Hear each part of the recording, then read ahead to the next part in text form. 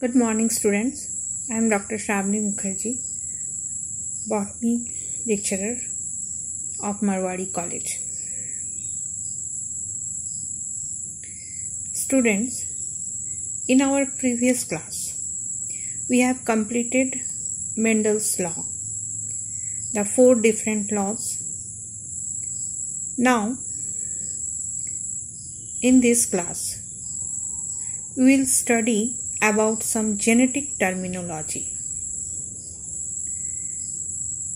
The first term is gene. Gene.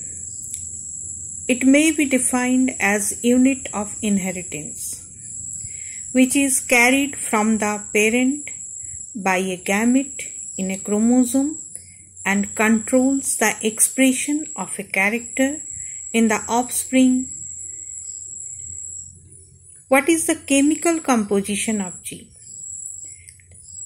Linear segment of DNA. It is equivalent to the factor of Mendel. Students, आज हम कुछ genetic terminology के बारे में पढ़ेंगे, जिसमें पहला है जीन. जीन किसको कहते हैं? जीन इनहेरिटेंस का एक यूनिट है जो पेरेंट से आता है और ये कहाँ पाया जाता है? गैमिट में. गैमिट कहाँ रहता है? ये क्रोमोसोम में रहता है और ये कंट्रोल करता है किसी भी कैरेक्टर के एक्सप्रेशन को एक ऑफस्प्रिंग में. तो जीन का केमिकल कंपोजिशन क्या है? जीन डीएनए का एक लीनियर सेगमेंट है, यानी जीन डीएनए से बना हुआ है. Now the second term is cross और crossing. The process of sexual combination of male and female of any species is called a cross. Cross किसको कहते हैं? तो सेक्सुअल कॉम्बिनेशन में जब मेल एंड फीमेल को लाया जाता है तब उसको क्रॉसिंग कहते हैं और क्रॉस कहते हैं. Now the third is hybrid. The heterozygous, as for example capital T small t, capital R small r, capital Y small y, organisms produced after crossing two genetically different individuals is called hybrid. The process of hybridization is carried to improve the quality of economically important plants and animals. तो हम hybrid किसको कहते हैं? जब एक heterozygous organisms होता है. ये हेटेरोजाइगस ऑर्गेनिज्म कब बनता है?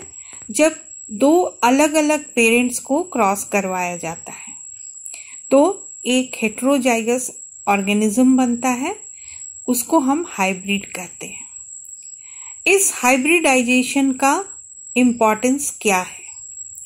तो जितने भी इकोनॉमिकली इम्पोर्टेंट प्लांट्स हैं, एनिमल्स हैं, इनके क्वालिटी को अगर हम इम्प्रूव करना चाहें तो हम हाइब्रिडाइजेशन प्रोसेस को करते हैं.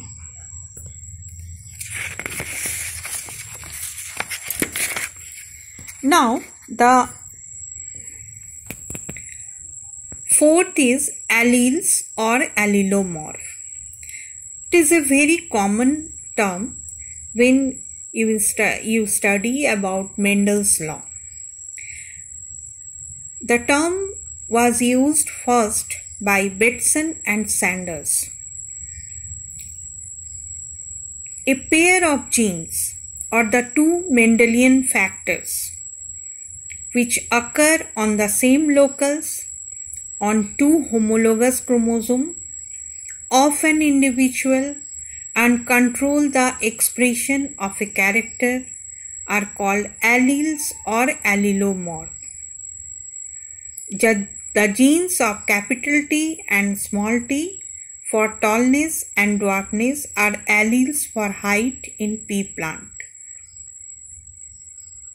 Students, ये एलील्स और एलिलोमॉर्फ ये हम लोग बार बार पढ़े हैं जब हम लोगों ने मेंडल्स लॉ पढ़ा था, और ये एक बहुत कॉमन टर्म है।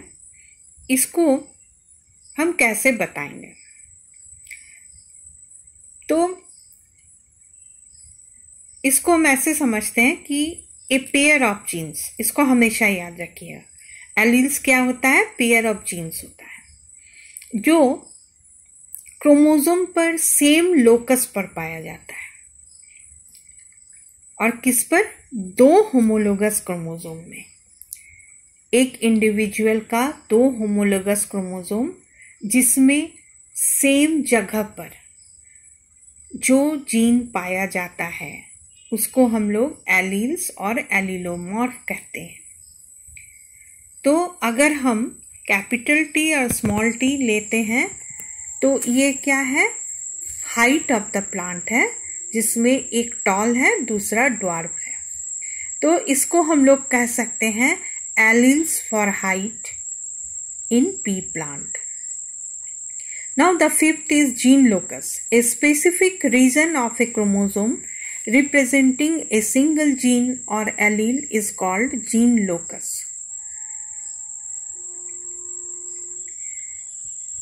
तो एक स्पेशल रीजन होता है क्रोमोसोम का जिसमें एक जीन रहता है, उसको हम लोग सिंपली जीन लोकस कहते हैं।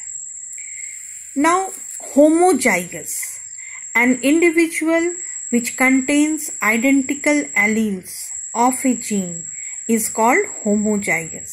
Example, capital T, capital T, capital R, small t, small r, small r. यानी जब एक इंडिविजुअल का एलील्स दोनों एक ही तरह के होंगे तो उसको हम होमोजाइगस कहेंगे।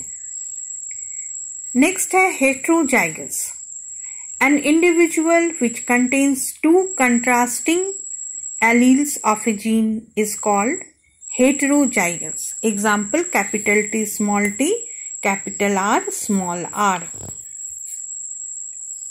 तो एक इंडिविजुअल जिसमें 2 कंट्रास्टिंग पेयर ऑफ एलील्स होता है उसको हम लोग एलील ऑफ ए जीन होता है, उसको हम लोग हेट्रोजाइगस कंडीशन कहते हैं। जैसे कैपिटल टी है फॉर टॉलनेस, स्मॉल टी है फॉर ड्वार्फनेस, एटसेट्रा।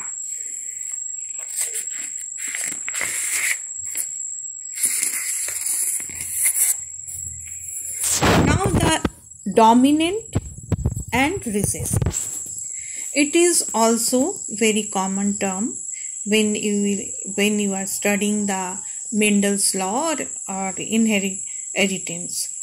तो ये क्या होता है? Dominant and recessive. When 2 alternative different characters come together in an individual, one allele is expressed called dominant allele. The other allele which is not expressed but hidden is called recessive allele. तो dominant और recessive हम किसको कहेंगे? जब 2 characters एक साथ आए हुए हैं, उसमें एक कैरेक्टर एक्सप्रेस हो रहा है, मतलब दिखाई पड़ रहा है। तो जो दिखाई पड़ रहा है कैरेक्टर उसको हम लोग डोमिनेंट एलील्स कहेंगे। दूसरा कैरेक्टर जो दिखाई नहीं पड़ रहा है लेकिन वो है, छुपा हुआ है, तो उसको हम लोग रिसेसिव एलील कहेंगे। जैसे टॉलनेस के लिए हेट्रोजाइगस एलील क्या क्या है? Capital T. उसी तरह ड्वार्फनेस के लिए होमोजाइगस एलील क्या है? Small T. लेकिन जब वही दोनों F1 जनरेशन में अपीयर होते हैं, किस तरह से? Capital T and small T, यानी हेट्रोजाइगस टॉल। तो F1 में आप देख सकते हैं स्टूडेंट कि F1 जनरेशन में दोनों ही हैं, कैपिटल टी भी है, स्मॉल टी भी है, लेकिन सारे पौधे टॉल मिलते हैं, यानी एक ही कैरेक्टर एक्सप्रेस हो रहा है, तो हम टॉलनेस को डोमिनेंट एलील कहेंगे, और जो एक्सप्रेस नहीं हो रहा है परंतु वो है जो स्मॉल टी है यानी ड्वार्फनेस, इसको हम लोग रिसेसिव एलील कहेंगे। Now F1 generation. What is F1 generation? ये क्वेश्चन हमेशा आता है स्टूडेंट। इसको क्या हम लोग लिखते हैं? First filial generation. First filial generation is the generation of hybrids produced from a cross between the genetically different individuals called parents.